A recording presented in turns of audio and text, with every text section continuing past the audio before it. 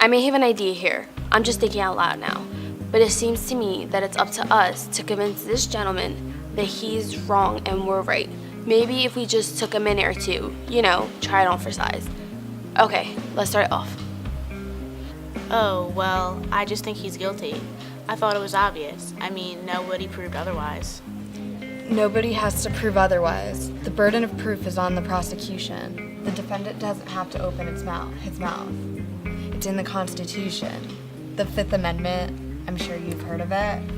Well, sure, I've heard of it. I know what it is. I think he's guilty. Okay, let's get to the facts. Number 1, let's take the old man who lives on the second floor, right underneath the room where the murder took place. At 10 minutes after 12 on the night of the killing, he heard loud noises coming from the upstairs apartment. He said it sounded like a fight. Then he heard the kid say to his father, "I'm going to kill you." A second later, he heard a body falling.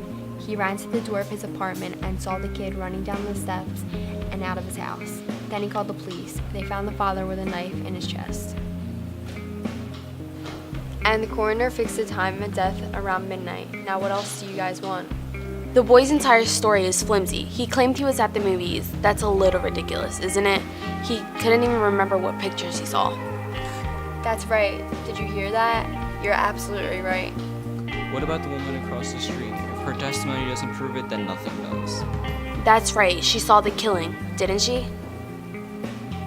Just a minute. Here's a woman who's lying in bed and can't sleep. It's hot, Anyways, she looks out the window and right across the street, she sees the kid stick the knife into his father. She's known the kid all his life. His window is right opposite hers, across the L tracks, and she swore she saw him do it. Through the windows of a passing elevated train. Okay, and they proved in court that you can see through the windows of a passing L train and see what's happening on the other side. They proved it.